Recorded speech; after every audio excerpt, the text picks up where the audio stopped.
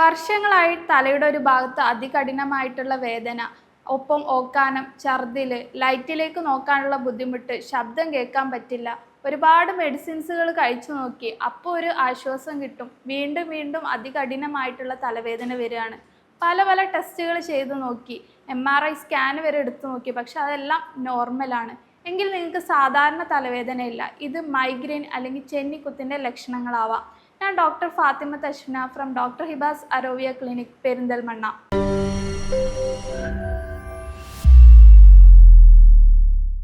ഇന്ന് ഞാൻ നിങ്ങളുമായിട്ട് ഷെയർ ചെയ്യാൻ പോകുന്നത് മൈഗ്രെയിൻ തലവേദനയും അതിൻ്റെ കാരണങ്ങളെക്കുറിച്ചും വർഷങ്ങളായി മൈഗ്രെയിൻ തലവേദന കൊണ്ട് ബുദ്ധിമുട്ടുന്നവർക്ക് അത് പൂർണ്ണമായി എങ്ങനെ മാറ്റിയെടുക്കാമെന്നുള്ളതാണ്. എന്താണ് മൈഗ്രെയിൻ തലവേദന? മൈഗ്രെയിൻ തലവേദന ഒരു സാധാരണ തലവേദനയല്ല. ഇത് നമ്മുടെ നാഡീവ്യൂഹത്തെയും ബാധിക്കുന്നു. തലച്ചോറിലേക്കുള്ള രക്തക്കൊഴലുകൾ അമിതമായി വികസിക്കുകയും ബ്രെയിനിൽ ചില കെമിക്കൽ മീഡിയേറ്റേഴ്സ് പ്രൊഡ്യൂസ് ചെയ്യുന്നത് കൊണ്ടാണ് അതിശക്തമായിട്ടുള്ള വേദന വരുന്നത്. ഇത് ഒരു 4 മണിക്കൂർ മുതൽ 3 ദിവസം വരെ നീണ്ടു നിൽക്കാം. അതുകൊണ്ട് തന്നെ മൈഗ്രെയിൻ തലവേദനയുള്ളവർക്ക് അത് അവരുടെ ദൈനംദിന കാര്യങ്ങളെ ബാധിക്കുന്നു. മൈഗ്രെയിൻ കൂടുതലായിട്ട് വരുന്നത് പാരമ്പര്യത്തിലൂടെയാണ്. മൈഗ്രെയിൻ സ്റ്റാർട്ട് ചെയ്യുന്നത് ഒരു കൗമാരപ്രായത്താണ്. അതുകൊണ്ട് തന്നെ അവർ പഠിക്കുന്ന സമയത്ത് അവരുടെ പഠിത്തത്തിൽ കൂടുതലായിട്ട് ശ്രദ്ധ കേന്ദ്രീകരിക്കാൻ കഴിയാതെ വരിക. പാരൻസ് തന്നെ ക്ലിനിക്കിൽ വരുമ്പോൾ പറയും അവൻ മുമ്പ് നന്നായി പഠിക്കുമായിരുന്നു, ക്ലാസ്സിലെല്ലാം ഫസ്റ്റ് റാങ്ക് ആയിരുന്നു, പക്ഷേ ഇപ്പോൾ അവന് ഈ ഒരു നശിച്ച തലവേദന കാരണം അവന് പഠിത്തത്തിന് പുറകോട്ട് പോവുകയാണ്. ഒരു ട്രിപ്പ് പോകാൻ പറ്റില്ല, ഫംഗ്ഷൻ അറ്റൻഡ് ചെയ്യാൻ പറ്റില്ല. ഇതെല്ലാം മൈഗ്രെയിൻ തലവേദന കാരണം കൊണ്ട് അവർ ബുദ്ധിമുട്ടുകയാണ്. അതുകൊണ്ട് തന്നെ മൈഗ്രെയിൻ തലവേദന ഒരു സാധാരണ തലവേദനയല്ല. സാധാരണ തലവേദനയിൽ നിന്നും മൈഗ്രെയിൻ നമുക്ക് എങ്ങനെ തിരിച്ചറിയാം?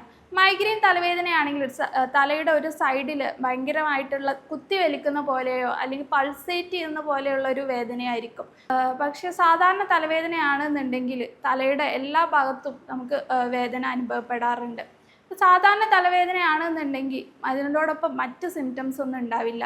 മൈഗ്രെയിൻ ഒരു ന്യൂറോളജിക്കൽ കംപ്ലൈൻ്റ് ആയതുകൊണ്ട് തന്നെ മൈഗ്രെയിൻ തുടങ്ങുന്നതിന് മുമ്പ് ഒരു 1-2 ദിവസങ്ങൾക്ക് മുമ്പ് തന്നെ ലക്ഷണങ്ങൾ കാണിക്കും. എനിക്ക് തലവേദന വരാൻ പോവുകയാണെന്ന് നമ്മുടെ ശരീരം കുറച്ച് ലക്ഷണങ്ങൾ കാണിക്കും. അതിൽ ചിലർ കൂടുതലായിട്ട് കോട്ടുവായ ഇടുക, അതുപോലെ അമിതമായിട്ടുള്ള ക്ഷീണം, ചില ഭക്ഷണത്തോട് അമിതമായിട്ടുള്ള ക്രേവിങ്സ്, പ്രത്യേകിച്ച് മധുരത്തോട് അമിതമായിട്ടുള്ള ക്രേവിങ്സ്, അതുപോലെ കഴുത്തിൽ സ്റ്റിഫ്നെസ് തോന്നുക, പിന്നെ ഒരു കാര്യത്തിനും കോൺസെൻട്രേറ്റ് ചെയ്യാൻ പറ്റുന്നില്ല. ഇത് മൈഗ്രെയിൻ വരുന്നതിന് മുമ്പ് കാണിക്കുന്ന ലക്ഷണങ്ങളാണ്. ചിലർക്കാണെങ്കിൽ മൈഗ്രെയിൻ തുടങ്ങുന്നതിൻ്റെ ഏതാനും മിനിറ്റുകൾക്ക് മുമ്പ് ചില ലക്ഷണങ്ങൾ കാണിക്കും. അതായത് കണ്ണിന് കാഴ്ച മങ്ങുന്ന പോലെയോ കണ്ണിൻ്റെ ഫ്രണ്ടിലൂടെ വെളിച്ചം മിന്നി മറയുന്ന പോലെയുള്ള ലക്ഷണങ്ങൾ കാണിക്കും. ഇതെല്ലാവരിലും കാണിച്ചോളണമെന്നില്ല. ഈ ഒരു സിംറ്റംസിന് ശേഷം ശക്തമായിട്ടുള്ള തലവേദനയും ഓക്കാനും ഛർദിലും അതുപോലെ തന്നെ ലൈറ്റ് നോക്കാനുള്ള ബുദ്ധിമുട്ട്, സൗണ്ട് ചെറിയൊരു സൗണ്ട് കേൾക്കുമ്പോൾ തന്നെ അവർ ഭയങ്കര ഇറിറ്റേറ്റഡ് ആവും, ഷൗട്ട് ചെയ്യും. ഇതെല്ലാം മൈഗ്രെയിൻ തലവേദനയുടെ ലക്ഷണങ്ങളാണ്. ഇനി മൈഗ്രെയിൻ തലവേദന കഴിഞ്ഞാലോ അതിൽ നിന്ന് ബ്രെയിൻ റിക്കവർ ചെയ്യാൻ കുറച്ച് ടൈം എടുക്കും. ആ ഒരു സമയത്ത് അമിതമായിട്ടുള്ള ക്ഷീണം, പല കാര്യങ്ങളിലും കോൺസെൻട്രേറ്റ് ചെയ്യാനുള്ള ബുദ്ധിമുട്ടും കണ്ടുവരുന്നുണ്ട്. ഈ മൈഗ്രെയിൻ തലവേദനയുടെ ട്രിഗറിങ് ഫാക്ടേഴ്സ് എന്താണ്, അല്ലെങ്കിൽ ഇതിൻ്റെ കാരണങ്ങൾ എന്താണെന്ന് ഐഡൻറ്റിഫൈ ചെയ്യേണ്ടത് വളരെ പ്രധാനമായിട്ടുള്ള ഒരു കാര്യമാണ്. അതിൽ ഏറ്റവും പ്രധാനമായിട്ടുള്ള കാരണം എന്ന് പറയുന്നത് ഒരു യഥാസമയത്ത് ഭക്ഷണം കഴിക്കാതിരിക്കുകയാണ്. ശരിയായ സമയത്ത് ഭക്ഷണം കഴിച്ചില്ല എന്നുണ്ടെങ്കിൽ നിങ്ങളുടെ ശരീരത്തിലുള്ള ബ്ലഡ് ഷുഗർ കുറയുകയും നിങ്ങളുടെ ബ്രെയിനിന് എനർജി കുറയുകയും ഇത് മൈഗ്രെയിന് ട്രിഗർ ആവാൻ കാരണമാവുകയും ചെയ്യുന്നു. അതുപോലെ തന്നെ ചില ഭക്ഷണങ്ങൾ, chocolate, cheese, citrus fruits, orange പോലെയുള്ള സിട്രസ് ഫ്രൂട്ട്സ്, അമിതമായിട്ട് പുളി അടങ്ങിയിട്ടുള്ള തൈര്, അച്ചാർ, ഇവയെല്ലാം മൈഗ്രെയിന് ട്രിഗർ ആവാൻ കാരണമാകുന്നു.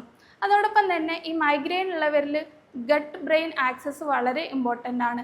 ദഹന പ്രക്രിയയിൽ എന്തെങ്കിലും വ്യത്യാസങ്ങളോ അല്ലെങ്കിൽ വയറ് സംബന്ധമായിട്ടുള്ള അസുഖങ്ങളുള്ളവരിലും മൈഗ്രെയിൻ കൂടുതലായിട്ട് കണ്ടുവരുന്നുണ്ട്.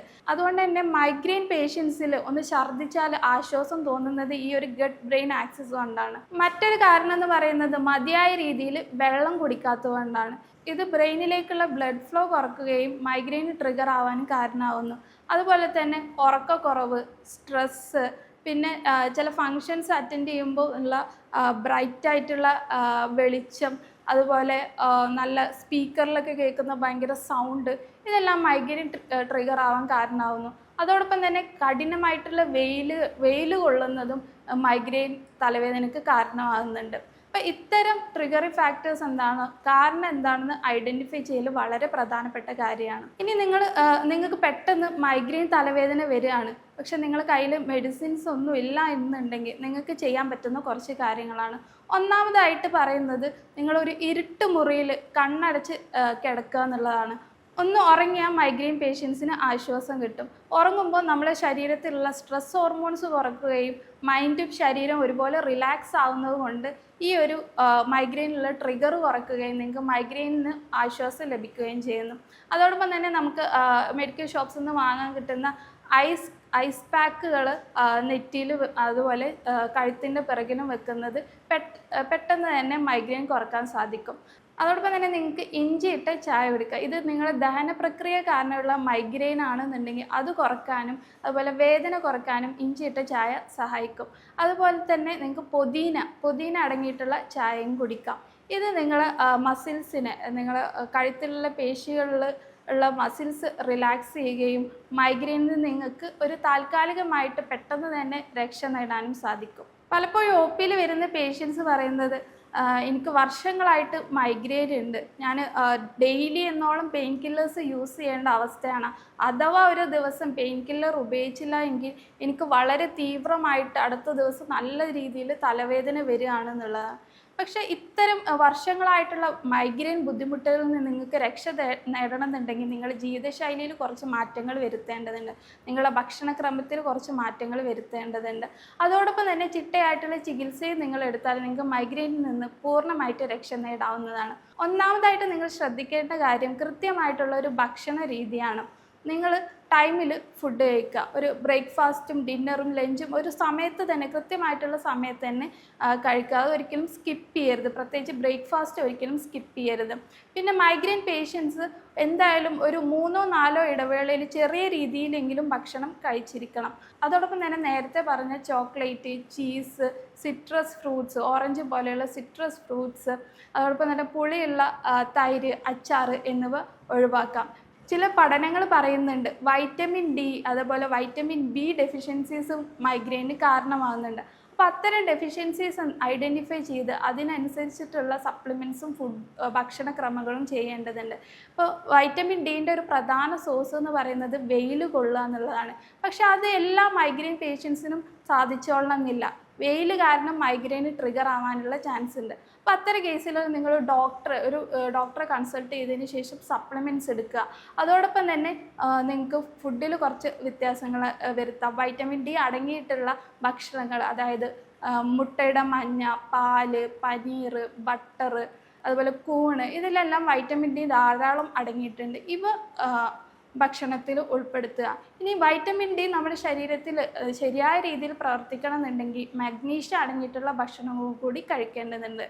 അതായത് ഇലക്കറികളായിട്ടുള്ള ചീര, മുരിങ്ങയില, നട്ട്സായിട്ടുള്ള കാഷ്യൂനട്ട്, ബദാം, അതോടൊപ്പം തന്നെ ചിയ സീഡ്സ്, പംകിൻ സീഡ്സ്, മത്തൻ വിത്തുകൾ, ഇവയിലെല്ലാം മഗ്നീഷ്യം ധാരാളമായിട്ട് അടങ്ങിയിട്ടുണ്ട്. ഇത്തരം ഭക്ഷണങ്ങൾ മൈഗ്രെയിൻ കുറക്കാൻ സാധിക്കുന്നു.